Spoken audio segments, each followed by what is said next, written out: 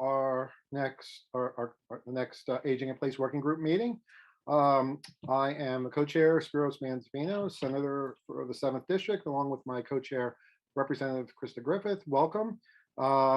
Before we begin, I'd just like to make sure we go around and everyone introduce themselves for those who are watching and participating via Zoom, and again for the recording so everyone knows whom everyone is that's participating. So again, I'm Spiros Manzavino, State Senator, and I'm co-chair of the working group. Representative Griffith. Hi, good afternoon, everybody. Krista Griffith here, State Representative for the 12th District, which is in northern Newcastle County. It's great to be with everybody. Thank you. Representative Briggs King. Happy Thanksgiving, everyone. Representative Ruth Briggs King, 37th District, which is Central Sussex. Lisa Zimmerman. Good afternoon. This is Lisa Zimmerman. I'm the Medicaid Deputy Director, and I've also invited to join me here Denise Robinson, who's a nurse manager with Medicaid, so that we can make sure we provide adequate coverage for the work group. Awesome. Thank you. Maggie. Ooh, I didn't expect to come up that quickly. Maggie Webb. Who's up this time? Easter Seals, Delaware and Maryland's Eastern Shore. I'm the Vice President of Programs that oversees our long-term services and supports. Okay. Thank you. Carolyn. Carolyn Fredericks, Director of the Modern Maturity Center in Dover. Welcome. Wendell. Yes, Wendell Alford, representing AARP, State of Delaware. Welcome, everyone. Thank you. Katie. Good afternoon, Katie Macklin, and I work for the Alzheimer's Association. Thank you. And last but certainly not least, Senator Bonini. Sorry, it took me a minute to get on. Colin Bonini, privileged to represent the 16th District in Kent County. Thanks so much. Thank you. And I see Melissa's joining us. We're just doing introductions, Melissa. Oh, yes. Hello. Good afternoon. And I apologize for being a couple of minutes late. Okay. Just want to tell everyone where you're from.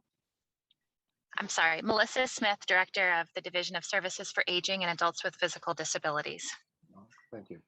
And we also have in this meeting in this Zoom two Senate staffers, Caitlin Del Calo and Taylor Hawk. So they are our staff. Did I forget anyone? And I think we said Denise, you were recognized by Lisa. So I think that's everyone, right? Great. Do we have a quorum now? I believe. Yes, we do. Thank you. Okay, so I just would like to move on now. The idea for today's meeting and really the purpose is going to be, we've had a chance for the subgroups to have at least one meeting and start those conversations, start to do those deep dives into those particular areas. Just and like to take this opportunity before we go into Thanksgiving and the holidays are starting to creep upon us. Start to get some reports and get some ideas of where these groups are going, some of the topics that they've come up with, and just share with the groups, the full work group at large. And then maybe there'll be some, hopefully a good exchange of ideas and dialogue. Some things that may have come up in one subgroup might belong in another and vice versa. So definitely want to make sure we have that kind of a conversation today, and then look to move on to public comment. And then setting a meeting date for probably one more meeting before the December holidays. So before we move on to that, everyone should have received a copy of the last meeting minutes from November 5th. Are there any corrections, additions for those meeting minutes? Senator, I believe Chris Frazier had requested a simple change for his organization, just so that it would appear as Westside Family Healthcare. So we will make that change so that his organization is accurately reflected. Okay, appreciate that. Any other corrections or changes to the minutes? If not, can I get a motion to approve with that correction? Move to approve. Ruth Briggs King. Got a motion? Is there a second? Second by Wendell Alford. Okay. Awesome. All in favor? Aye. All right. Aye. Meeting minutes are approved. So what I would like to do next is, as the agenda shows, we'll go through each subgroup and ask, chair or the co-chair or both to sort of report out what they do a little bit of a report out. We'll go through all the subgroups first and then move on to sort of a discussion period afterwards. So as we can see on the screen, we will begin with the social determinants of aging well. And I see Kathleen Purcell, you've got your hand raised. Hi, yes, I wasn't listed as an attendee, so I just wanted to Okay. circle back. We have identified and are prioritizing some of the social determinants. We have about 14 issues. We want to resend the survey because only about 3 people answered it. So we will have that. Can you explain sort of kind of walk us through the steps you've taken in what the survey is? I don't think everybody knows about the survey. Oh, okay. The committee met and we talked about what were some of the critical issues to aging in place. Some of the things we came up with were economic situation, housing, transportation, policing and public safety, nutrition, memory care and dementia friendly communities, food insecurity or food security, access to internet and broadband. I run a senior center. Some of my seniors do not have full comfort with technology. So we're looking at the impact of the social determinant and then how is the state doing on that issue? We're using a scale of 1 to 10, and then the time frame that we need to address this. Is it long-term, is it short-term, or is it medium-term? So we will resend the survey because we do want everyone to participate. I think timing is an issue. You mean with the holidays and all? Yeah. Yeah. Okay. So, and just what people are generally doing.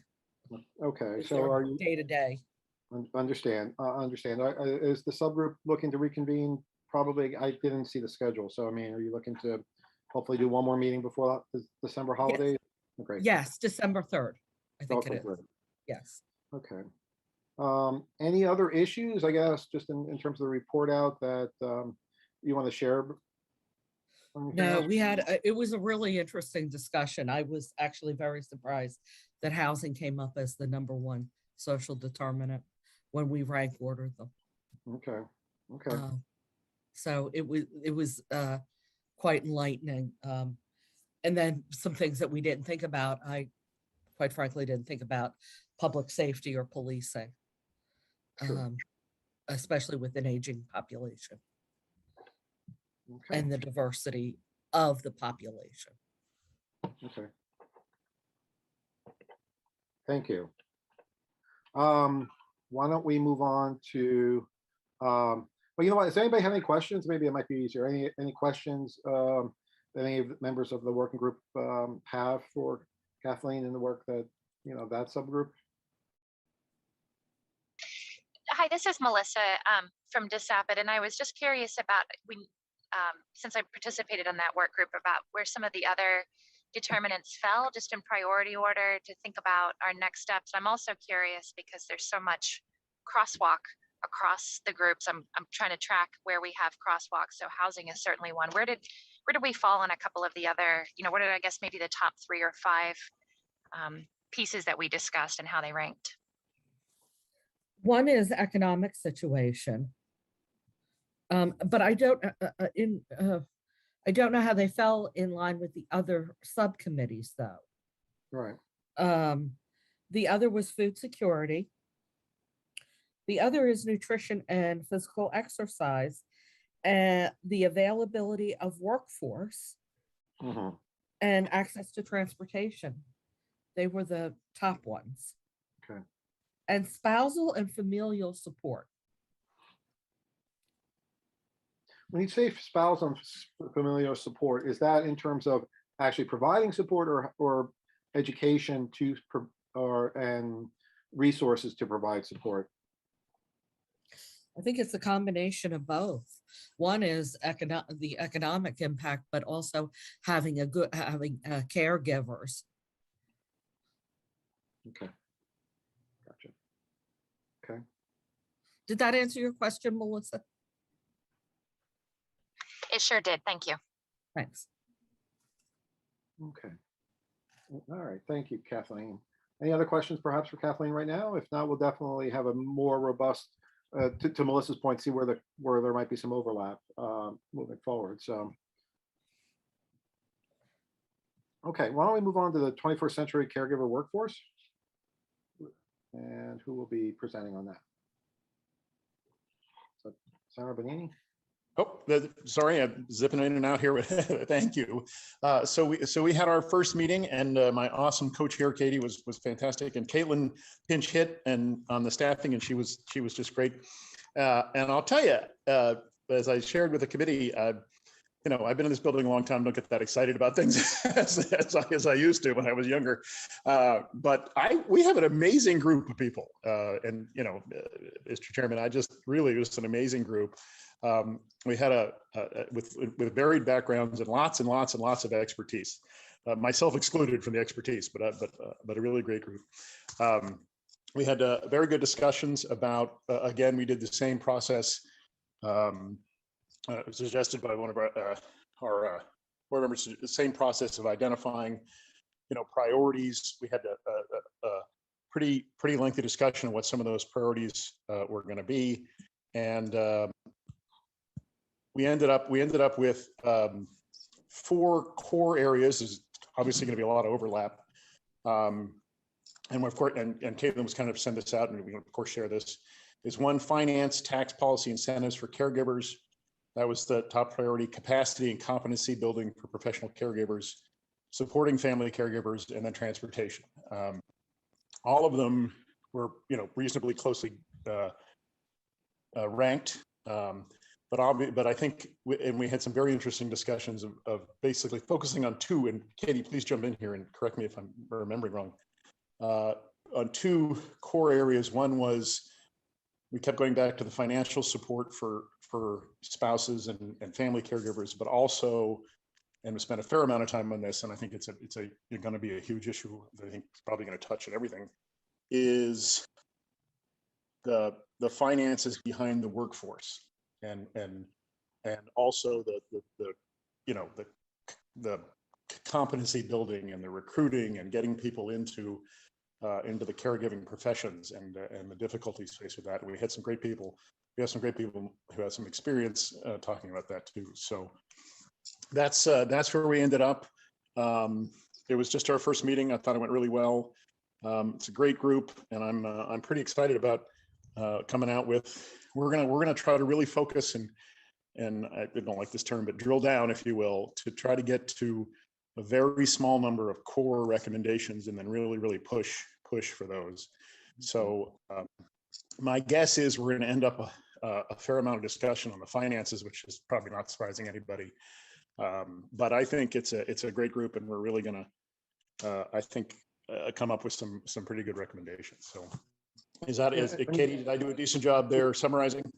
Absolutely. Perfectly said. Oh, you're very kind.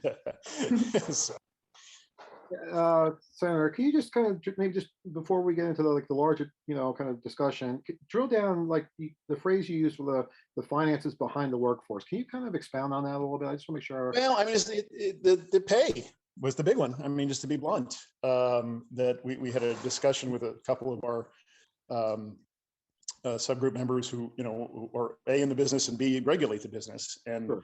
We're talking about that it's just very difficult to keep quality people, even if they're gifted in this, you know, in these professions, with, you know, the pay. It's just a difficult,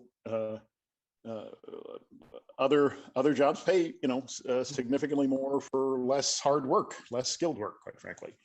So I think that was a big piece of it. We had a discussion, and I brought the question about, well, you know, what else can we do to help incentivize people to get involved and to stay in these careers. And Verna Wilkins, who's shamelessly recruited now onto our subgroup, talked about some, you know, other incentives and career paths and training and upkeep and all those kind of things. So, but I think the bottom line is the 2 core issues were A, the the pay and benefits and the finances to get to the actual caregivers, professional caregivers. And then B, a discussion about trying to lessen the financial burden on home caregivers, spouses, and things of that nature. I'm sorry, Spiros, did that answer your question? Yeah, no, I just wanted to, I mean, I was just I wasn't sure in which direction we were going, whether it was pay for the workforce or what you're just saying right now, lessen the financial burden on the families. And yeah, I think it's both. I think we ended up both, but we spent a fair amount on the pay for the workforce and ways of incentivizing the workforce. Yeah, and if I could just jump in here as well, I would agree wholeheartedly with what Senator Bonini said. We did talk a lot about the providing, looking at potentially tax incentives for family caregivers, as a way to financially support those who are providing care to a loved one. But then in addition to incentives to keep people, within the workforce, and to support people, to be able to ladder up in their careers, but also the upfront costs, for example, of becoming a CNA. It can be time consuming and expensive. So, from the financial aspect, we also talked about that as well, as a means to recruit people and get people into the pipeline, because cost can be potentially be a barrier to going into the field. Oh, fantastic. Thank you for bringing that up. I missed that. Thanks so much. Okay. Sure. Just thinking, any clarifying questions for either the Senator or Katie before we move on to the next? Now, Spiros, my last point is I think we got a great group, and I'm excited about. We're going to come up with some good ideas. Pretty excited. I'm excited that you're excited. I'm excited that you're excited that I'm excited. There we go. Right. So, but anyway, I think it's a good group, and I think we're going to do some good work. Awesome. Okay, thank you. Let's move on to promoting access to support services and combating isolation. So, and the co-chairs on those. Thank you. I'll start and then I'll turn it over to Melissa in case I miss anything. I echo the senator's comments. We had an awesome work group that set together, very focused. We also had tremendous public input that was very helpful in the process. We met on November 12th. And I would say that I think just listening to the other co-chair subcommittee chairs here is that we're going to find a lot of commonality and crossover as we start to, I've heard transportation, I've heard different areas related to the caregiver support system, whether that be family or other, and the need for financial assistance with that. I think it comes back to, money follows the person, and we need to keep the folks in the home, and the money needs to follow. If we look what it costs in a long-term care facility versus keeping them at home, and I think a better investment and outcome. But we quickly tuned in on 3 or 4 issues that are probably common to most of the other groups and put together a survey. The survey instrument went out very short notice. Hope to have maybe a few more return today, but we focused in on topics of family caregivers, dementia-friendly Delaware, having a memory care support system, outreach and information. And I think this is the overlying thing that I'm hearing again and again, and that's looking for opportunities to educate and inform folks about what services are available, how to access those services, and then that coordination, collaboration, and partnership with current service infrastructure. We talked also about workforce challenges, transportation, accessibility and affordable housing. And I've already heard these mentioned under social determinants and under workforce issues. So I think it's an issue of knowing what we already have and how to locate those services. Following our meeting, I went back and referenced the presentation we'd had from Harvard Group, and it was not surprising, I will say, to look at the Massachusetts age-friendly goals, and those goals about community, information, communication, reframing, policy, practice, economics. They fell right in line with the discussion we were having about combating isolation. I think the final thing, and Melissa can probably fill in here for me, was that we have to remember that a one-size approach doesn't fit all in Delaware. We're unique, where we have urban areas, where we have rural, where we have, the in-migration of those with the means to fund things for themselves, but just lack the access or lack the ability. The services aren't there, they don't know how to access those. whether that be transportation, support services or what have you. So we're scheduled. We did a doodle pool. We think we're meeting again on December 6th. I have to confirm that, but you have a very fast moving program and we're trying to keep up. I think Kathleen summed it up well at the beginning. Many folks are wearing many hats and trying to balance what we're doing here with a prompt move forward to some of their other demands. So Melissa, help me out here. I fill in the gaps for me.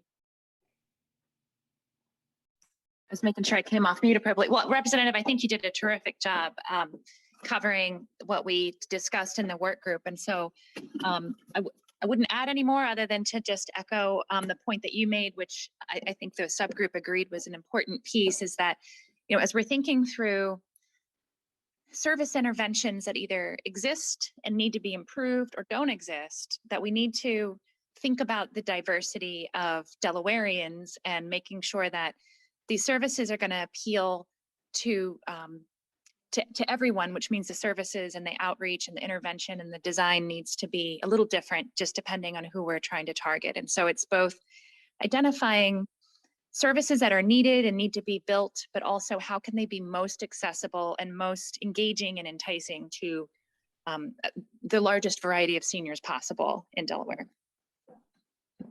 Agreed. Okay.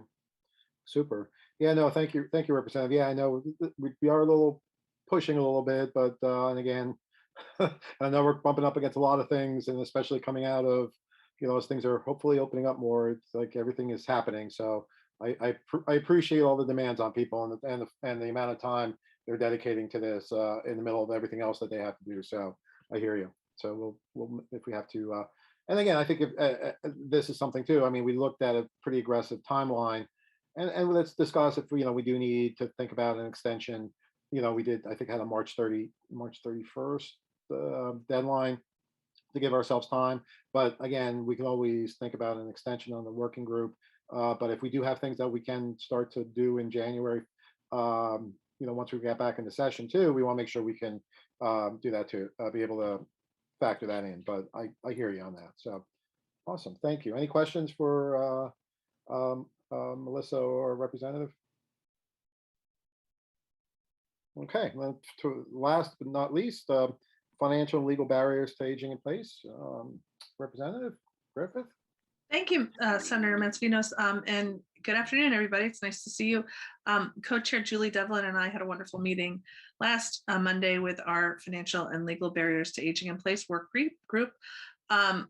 We are a committed group, an excited group to work on these issues, acknowledging that the subject matter can be very broad and that we want to be laser focused on coming up with ideas and initiatives that we can accomplish within our subjects. So what we're doing right now is we're compiling information that members are going to get to Julie and I by Wednesday of this week, kind of listing out their top 10 to 20 concerns in this area, so that by looking across all members and what their concerns are and what issues they constantly hit up against, we'll be able to identify, say, a top 5 of things that we want to work on as a body. Again, these are very complex topics, and we could get into the weeds and not accomplish much. So I think we're very committed to making sure that with the time frame that we're working on, we come out of this with 1 to 3 or maybe 33, who knows, initiatives or plans. I think we'd be happy with 3.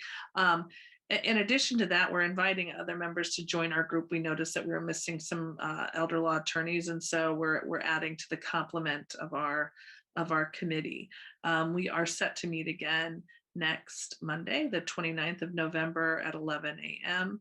Mondays at 11 tend to work well with our group, so we're going to be trying to keep that on every other week basis, or we'll discuss when the next meeting is on the 29th, but it might look like that. But just to sort of give you an idea of what we're looking at is, some of the barriers in this area for seniors aging in place really are about communication and silos. and having individuals not really be aware of programs that exist for them already. So Julie had a really nice presentation from DSAPid, in terms of what is available.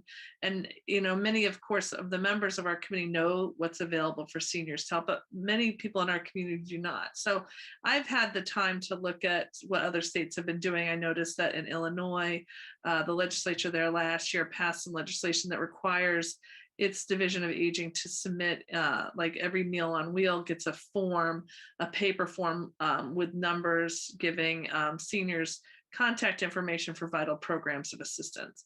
I think in Delaware we have the Meals on Wheels program, I think serving 6,200 seniors, and we have access to websites. But of course, many of our seniors aren't that tech friendly to know, like, oh, I'm just going to go Google what services are available to me. So this might be one way to sort of bridge that guide. Again, we're going to be looking at innovative ways to really communicate with seniors about how to receive help, and that there are so many programs in Delaware that are not income eligible, that you can receive help from our state agency. And I don't think a lot of people know that. And so one big barrier is educating our community that they don't have to, as a family, reinvent the wheel every time, that they're hitting against, how do I apply for Medicaid? What do I do? How do I get help?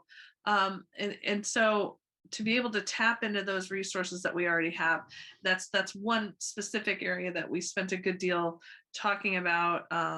And I think I foresee will be one of the issue areas that we will be trying to come up with some good initiatives to address. So Julie is a panelist. I don't know if we can let her, I'd love to have, I believe she's with us right now, if there's anything that she wanted to add. She's a terrific co-chair, has a lot of experience on this, and currently serves on the Delaware Department of Justice Senior Protection Initiative.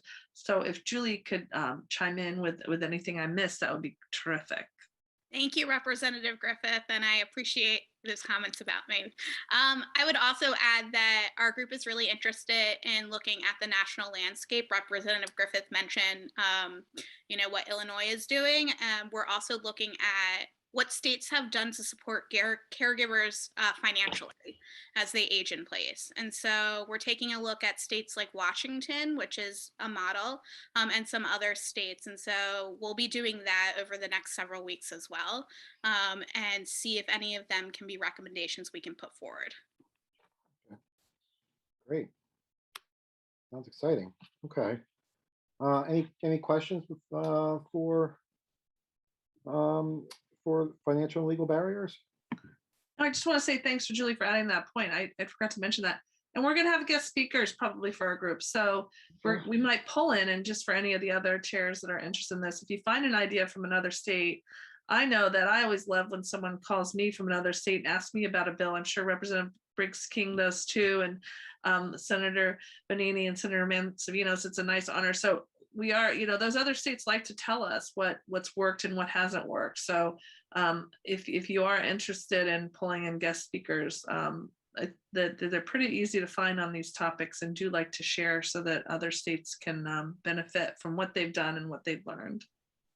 Sure. And I think we do this already, but we'll just make sure everybody on the working group, or at least it's publicized when all the subgroups are meeting. So again, if anybody on the larger group wants to pop in on a subgroup that they're not on, just to listen, they certainly can do that as well. I don't want to have, if we're sitting here talking about breaking down silos, we don't want to create any silos, ourselves. So please, join us Monday at 11. Love to see you. Yeah, exactly. I know we have lots on our plates. I get that. Awesome. Senator, this is Carolyn. Can I just make a quick comment? Sure. She was talking about the Meals on Wheels and sending information out to them. The division has put out a wonderful book called Guide to Services for Older Delawareans. Now, it's huge. So if somehow we could, because, the older people don't go on the internet that much. So if we could give them something in writing, and that Guide to Services for Older Delawareans is a phenomenal resource if we can figure out how to condense that a little bit and get that out to the people. Carolyn, that's wonderful. In fact, Julie was wonderful in telling us about this, or we learned about this at our meeting last week. And so I ordered up 62 for me and all my colleagues in the General Assembly, I asked DHSS to send 62 over to legislative policy so that we can at least get this in the hands of our aides so that when we get these calls, we know where to go to. But no, absolutely. I've heard marvelous things about the guidebook. It does seem maybe too large to give to everybody, but we got to figure out a way to get the information that's within that book to our community. Thank you, Carolyn. I echo that. I got the first one years ago and they update them and I have it and use it as it were good for me to be able to refer people to that. My staff has it too. It is a very good guide and very applicable. Awesome. Thank you. Wilmington Senior Center hands them out routinely. Good. We need to make sure we get that out and get that information out to folks. Awesome. Well, this is good. I mean, it's very exciting to hear what the good work that all the subgroups are doing. I think, like Representative Briggs King said, there's definitely some overlap in the different subgroups. Just make sure I caught this correctly. I mean, I captured, transportation, the workforce, housing. Seems to be some overlap. I mean, is there anything else that we want to think that I missed there that I think everyone brought up? Okay. I think those were the big three that overlapped. And I guess let me just put this question out to everyone is, do we want to be looking at each subgroup, looking at it from their perspective, or should maybe one subgroup be diving into the transportation issue, or one subgroup just looking at the workforce issue, or and again, we can do it either way if it's best to kind of keep it, have different perspectives, and at the end we'll be able to sort of meld them together. We can do that as well. I just kind of wanted to throw that question out to the group, because I think part of me thinks that allowing one group to dive into a particular area will produce a lot of good things, but I also see different perspectives providing some different options also. So just like to kind of pose that question to the group. Well, I'm looking at it and thinking that all of the subgroups have come up with some of the same things. And so I don't want us all returning and doing the same work. If it would be better to have a more focused group from that maybe we look at the subgroups and say, okay, they've completed their work. Now we're going to take this work and move it to this next really focused level where the things that we have identified as overlapping that, and maybe we just reorganize that a little bit and keep the momentum, but that so we're not all doing the same work, on these same issues. Great. Okay. How does everybody else feel about that? That's just my thought. Yeah. No, I just want to. No, I hear what you're saying, and I think So, like I said, I just want. Anybody else have any thoughts on those issues? Again, I've heard three, and I just want to make sure if we are looking to perhaps reassign or assign one of these overlapping issues to one of the subgroups, we've captured all of them. But any other thoughts on this? Okay. Okay. Well, no, I'm fine with that. So let's see. So I mean, transportation. Where would that most likely fall? I guess should that fall into social determinants or social services?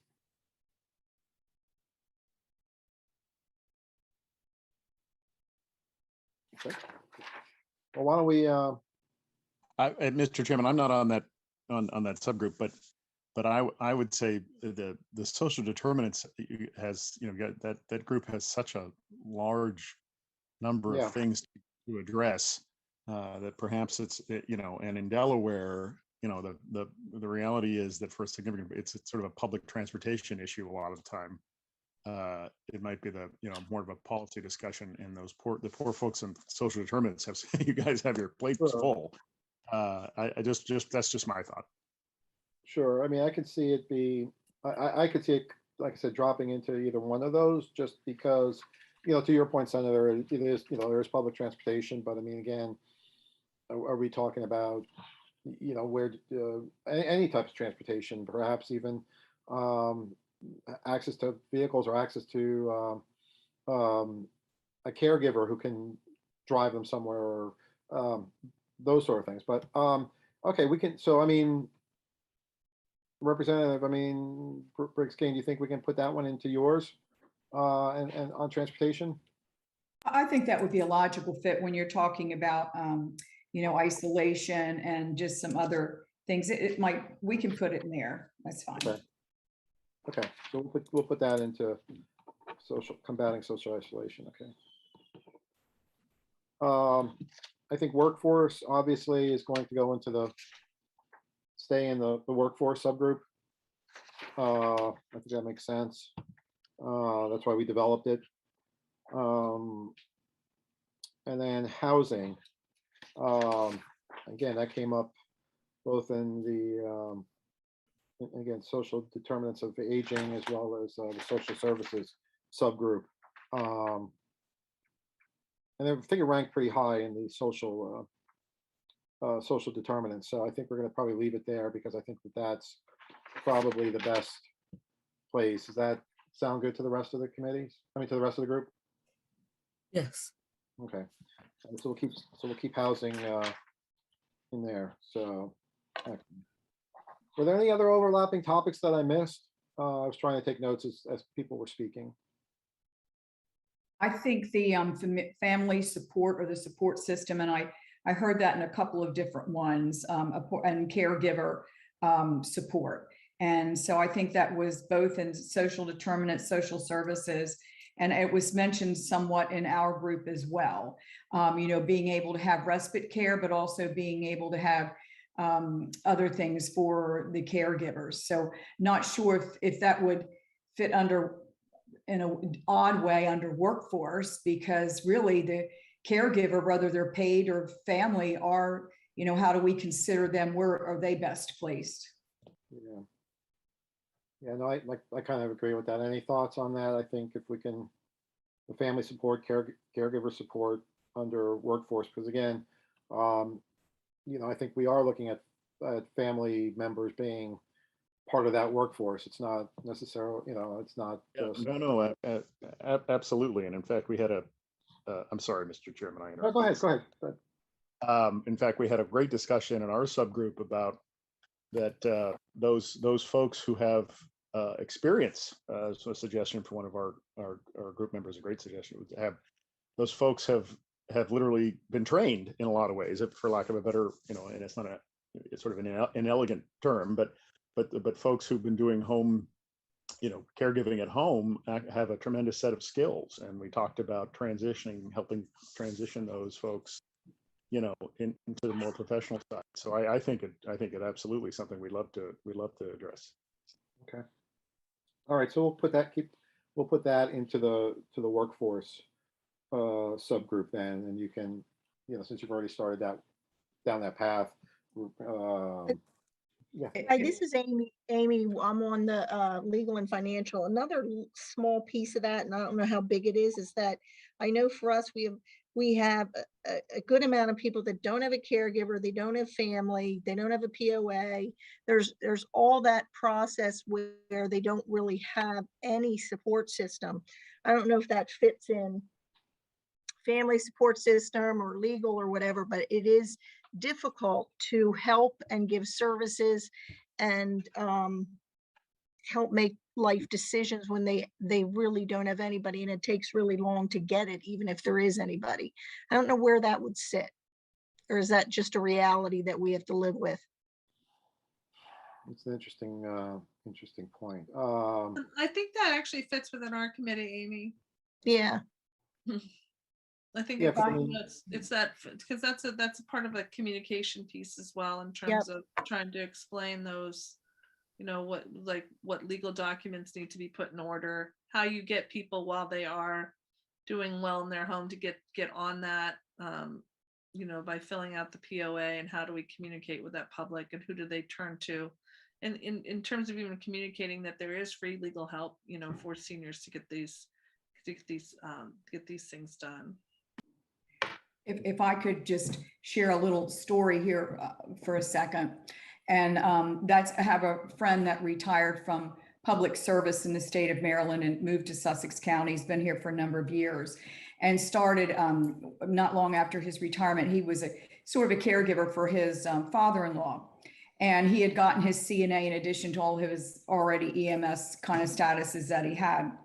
And since that time, he has so many phone calls because he's not affiliated with any agency. It's just, can you come and help me a couple days a week? And it's primarily women who are looking for a male companion, for someone for their husband, for just a couple of hours, that can physically handle him or take him for a ride or do some of these other stuff that really doesn't, rise to a level of a very skilled care. But he'll start helping one person and all of a sudden have 3 or 4 phone calls because there's such a demand, surprisingly, for women that are looking for that male companion, that they said for some reason many times that their behavior and different things are very different with that same gender than they are when they will try and have a female aide or someone come in. Not sure, Colin, how that fits into your discussion, but it's certainly something that that we're hearing. And so that would mean a way to recruit and encourage men to consider this occupation equally, because primarily it is a woman's service area. That's interesting. That's really interesting. Yeah, good point. Yeah, I think, yeah, definitely. Any senator, definitely make sure that that's captured and part of your discussion. Yeah. Absolutely. Any other like thoughts like that? I mean, things that have come up that might be either anecdote or perspective that to share with the other work groups that have come up, to be able to say, hey, we've looked at this. Yes, we're focusing on it, but there's a little piece of this that might, one of the other groups should be maybe taking a look at, or a perspective like that.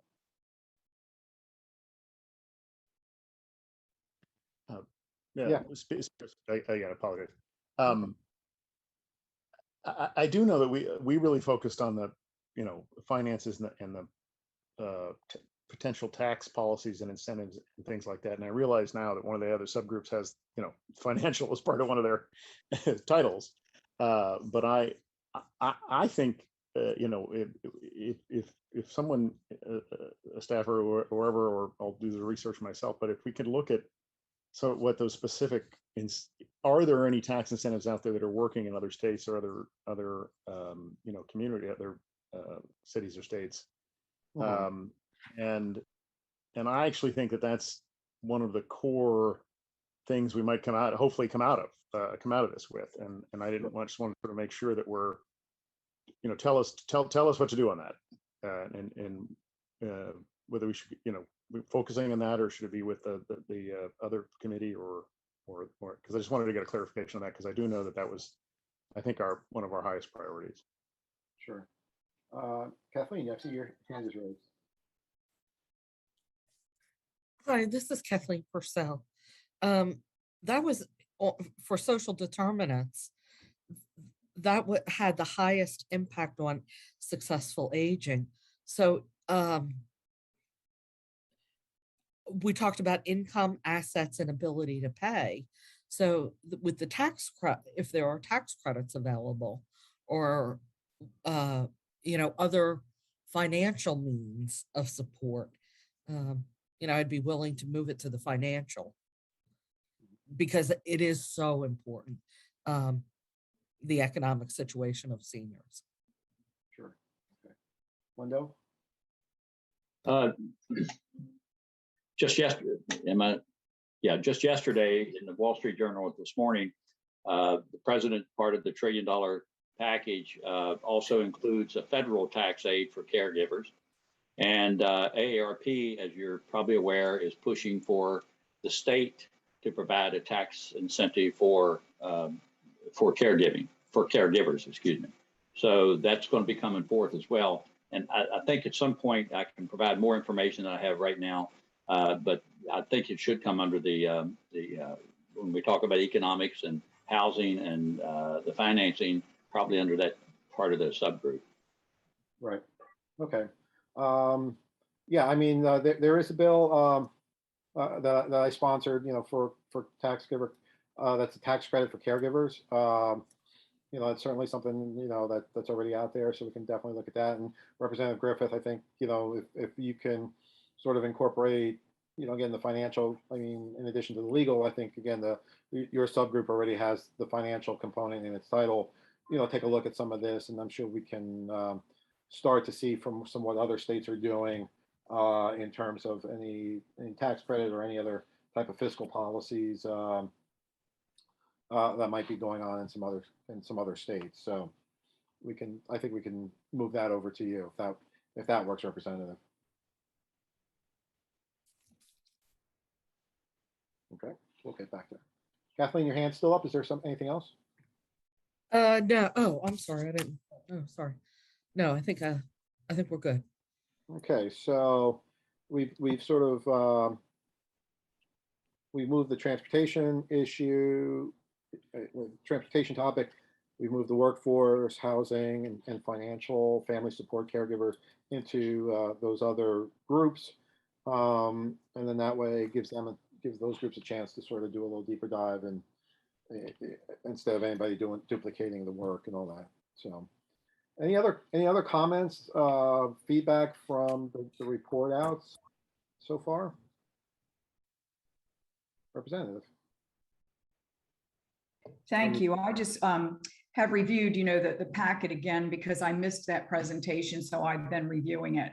And I just really wanted to stress, as we have these discussions and the department has discussions and everything, I think Vermont had a good format, and they were saying how closely that they had developed a network, if you will, of community partners, and how important it is for the state to be working with community partners in the collaboration and the development of different things, rather than the mentality that we're going to tell you what you need, rather than work collaboratively with you to tell us. Because as this subgroup works, we're finding out a lot of things from different groups that are out there in the trenches doing the work. And I think it behooves anybody that's making decisions to really be inclusive and look at what we have now, how it is working, and work within those partnerships, if you will, that have a local relationship. I just think that's so important, that we can't discount, the effect of, what Modern Maturity does in the Dover and Kent County, what CHEER does in Sussex, what different groups do in different parts of the state, that while we want to move things forward, we certainly don't want to derail them, what has worked well for a long time. Absolutely. Thank you. Any other comments? Any other thoughts? Okay. Hearing none, I think let's just move on to the public comment period. And as it shows on the screen, you can see. Just raise your hand. So if anybody wishes to who is watching, to please raise their hand, and we will elevate you. So. And I'll also make a note that if you called in, please select *9 in order to utilize the raise hand function. Thank you, Taylor. I see Joseph Conaway has his hand raised. Welcome, Mr. Conaway.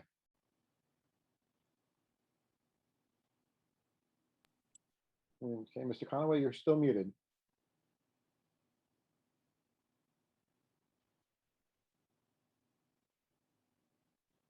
Mr. Conaway, you can unmute yourself and proceed. Can we unmute? That work? That works. Okay. Welcome. Well, again, thank you for the opportunity. My name is Conaway, Joe Conaway. In the age of full transparency, I am a board member of the CHEER group here in Sussex, and have watched over a few months now a situation develop that I think will defeat the purpose of services to a number of seniors. And that deals with a program that's being advanced by the department through a report by Advancing State Organizations, and it deals with the Meals on Wheels program. I'm not an expert in that. Carolyn is here, and she certainly could do more good than I can talking about it, but it is very obvious to those of us in Sussex that the program has been a success, mainly because of 3 service providers in Kent, Newcastle, and Sussex. That it appears now that the state is moving to take over that program add employees to their workforce for what appears to me not to be of any value. I laugh when I see they're going to add a nurse to a interview group. Anybody who knows anything about what's going on in the public health sector now knows that finding a nurse is almost next to impossible. Just ask the hospital administrators in Sussex. I find it interesting that it would be suggested that a cheer interviewee who would go to meet with a senior and see other problems other than the meals problems wouldn't come back and immediately report it to someone so that a problem could be avoided and corrected. And I know that's going on in the other two programs as well. It just doesn't make a lot of good sense to me. And it also, past history would indicate that the state had this idea before, implemented it, and then quickly had to back away from it because it failed. I've been in government, Colin will tell you this, well over my time, 48 years to be exact. And I just smell something to start with. And I don't believe in this day and time, and the state's doing so much more for us than they did a few years ago, that they need to take on an additional function that's already being handled by people who have been doing it and doing it well for years. I think it's meddling at best. At worst, it's an attempt to find work for somebody. And I don't want to go down that road. Those who know me know that I'm quick to go and take an abusive tone in it. But I think you're all on the right track. I think this committee is moving in the right direction. But I don't want to miss the opportunity to caution you about the loss of this program that could be a disaster. State of Delaware, thanks to the folks on this panel and our legislators and everybody else in the state, provided well over $800,000 to cheer to build a new kitchen that I don't know how they did it. They managed to get the thing to keep producing the meals day in and day out. We now have a modern kitchen that will give us the opportunity to grow and handle more. I don't think that's ever been a question that we would not still do that. But I have no understanding why we need a new interview process, when in fact, those who are doing the interviews are using a survey that has been produced by the state of Delaware, has been amended by the state of Delaware, and has been followed by the three major providers of meals. So I'd urge you to make sure that function doesn't slip under the radar, gets moved over, lost in the bureaucracy, when right now it's being handled, in my opinion, and obviously I'm not very objective, but in my opinion is being done correctly. I thank you for the time and for being way too long.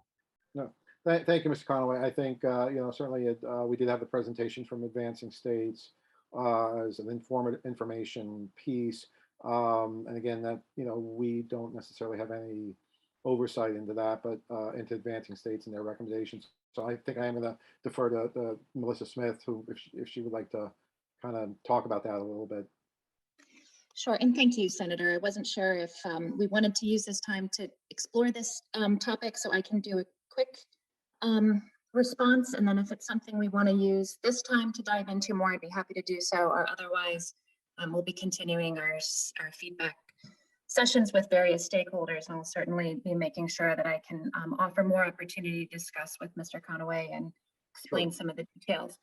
So real briefly, one real quick myth buster is that the state is not absorbing the entirety of the meal program. The state needs to bring in the assessment process, the eligibility determination, very much like Medicaid will decide if you're Medicaid eligible, or social services will decide if you're eligible for those services. This is a federal and state funded service.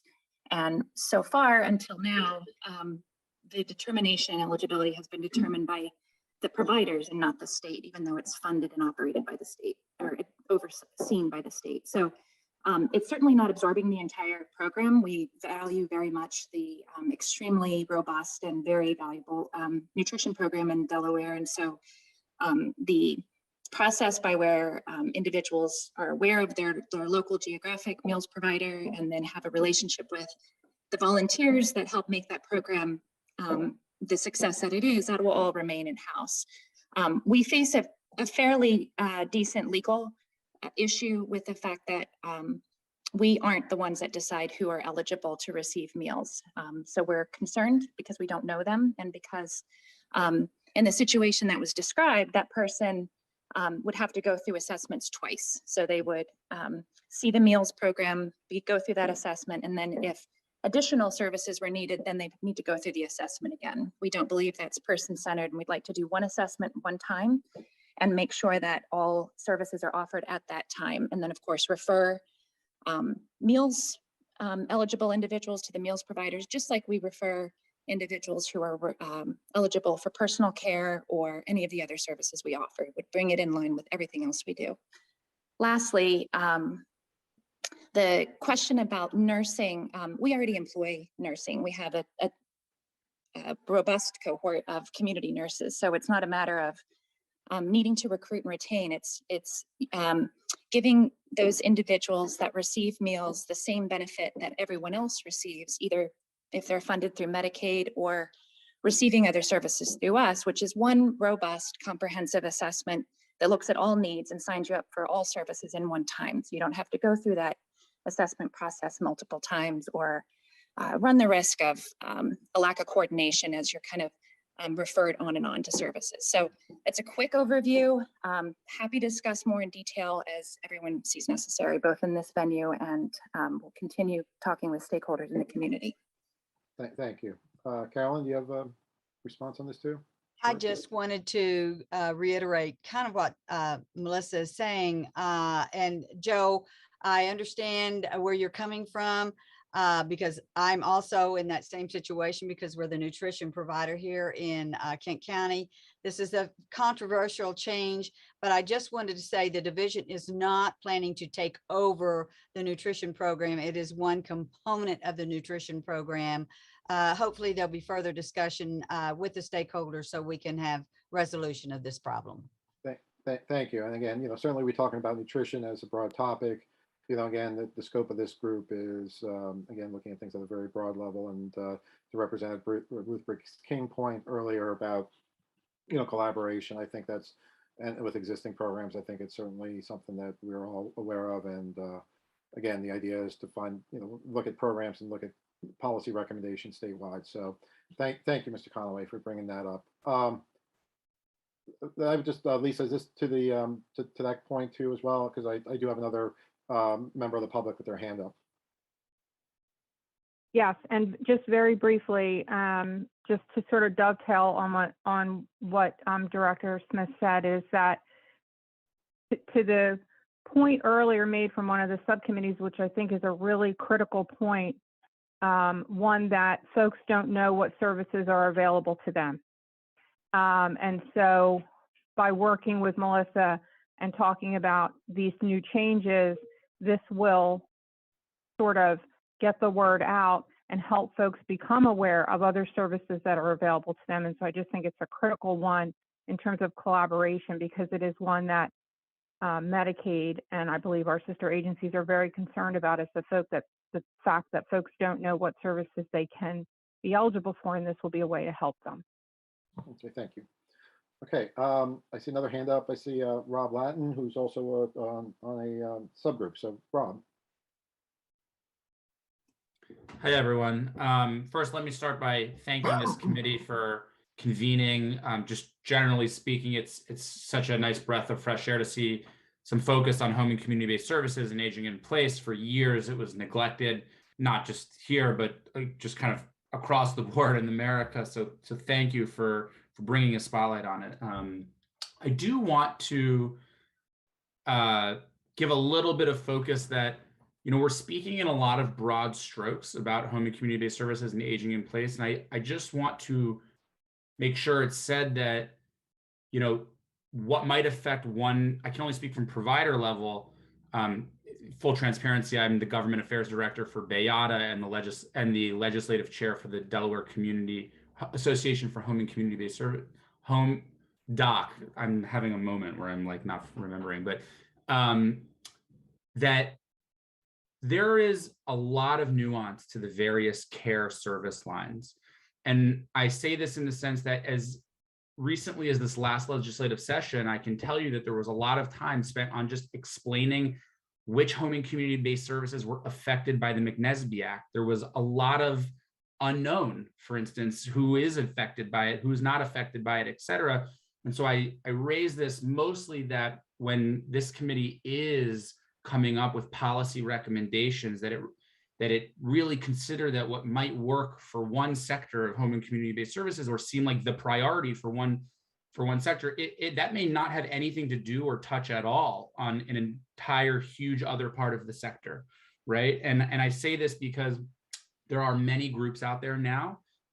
This includes the group with John McNeil. This includes some of the information that was in the rate study that was produced at the state's recommendation. For instance, the rate study says that many of the home and community-based pay rates, for instance, are very localized. So I heard in this conversation about looking to other states, right? Who knows whether that will be helpful for certain service lines. So I raise this not with any specific ask per se, except to say that it's important that whatever this committee does recommend, that it be taken into consideration that its recommendations may be applicable to some and not to others, and that kind of be acknowledged along the way in some respect. Thanks so much for your time. Sorry if that was long-winded and convoluted. Thank you. Okay. Any other, Lisa, your hand is still up. Do you have a? No, I just need to take it down. Okay, thank you. Okay, I don't see any other, I see nope. Ken Bach has his hand raised. Ken, well, I'll elevate you in a moment. Go ahead, Mr. Bach, welcome. Good afternoon, thank you. Appreciate the opportunity to sit in on these meetings and to listen to the discussion. It was interesting, one of the recommendations made from the transportation sector, looking at other states, was a reliance on networks of service.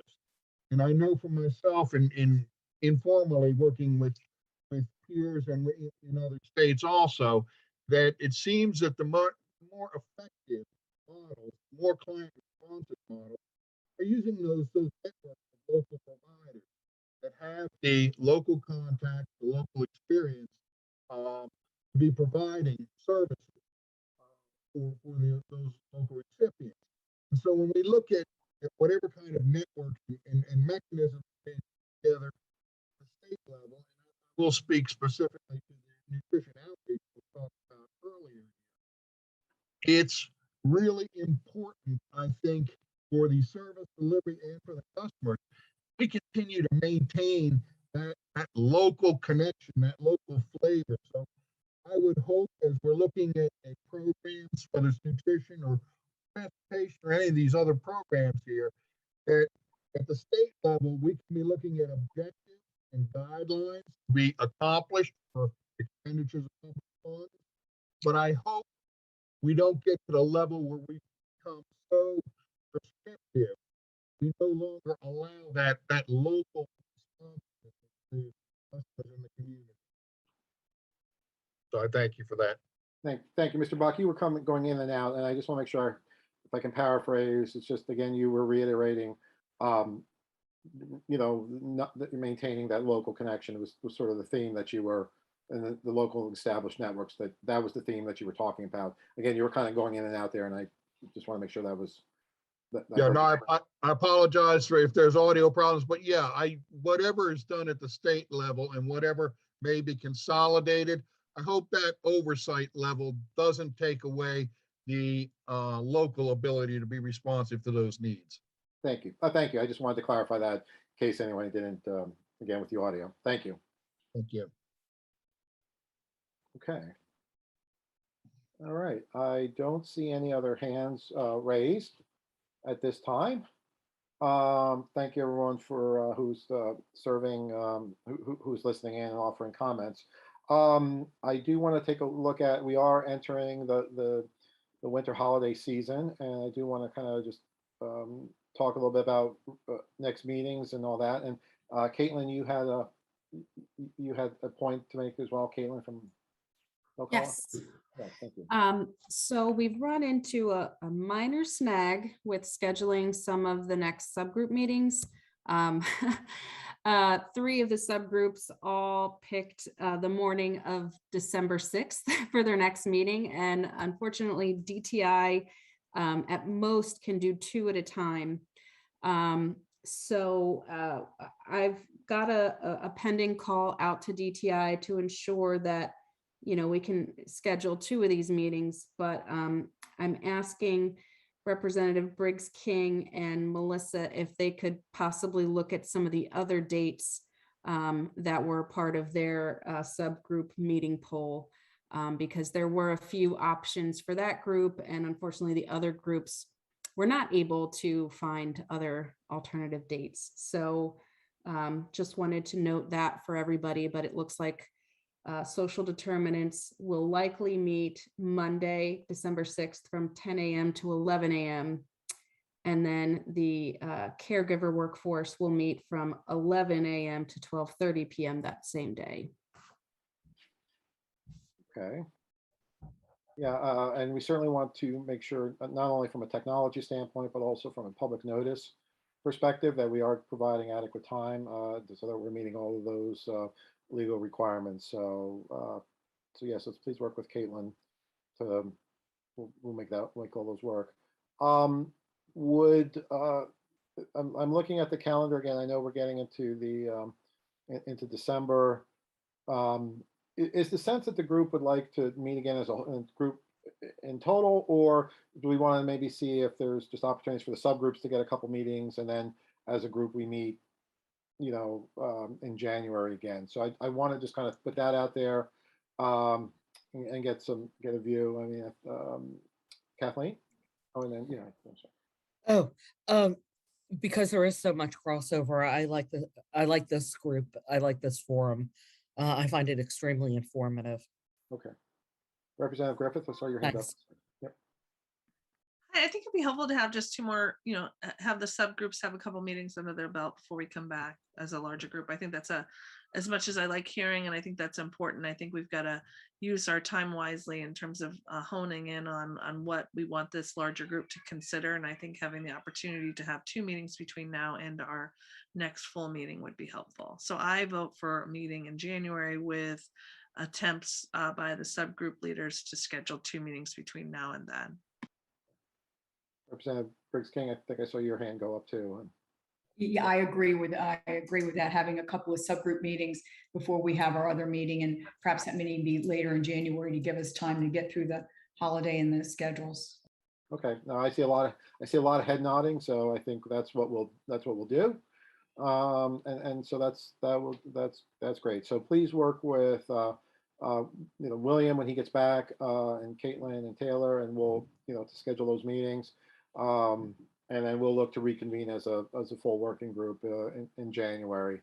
So given that, I'm going to give everybody some of their day back, it appears. So thank you all. I really do want to thank you all for your energy. I want to thank you all for your level of attention to detail. Even though this was a high level kind of conversation and report out, I can definitely tell that there was a lot of work done in those first meetings, and I think we're on the right track. So I really do appreciate that. This is, the more I talk to people about what we're doing, no matter where I am in the state, there's just a lot of positive feedback. So I think we're really on the right track on an issue that's important to a lot of people right now. So thank you for that. So if there's no other comments from members of the working group, I wish you all a wonderful Thanksgiving. I'm sure we'll be all catching up soon with the holidays, but again, have a wonderful holiday season. So thank you so much. Happy Thanksgiving, everyone. Thanksgiving, everybody. Thanks. Yeah. Thank you. Happy Thanksgiving.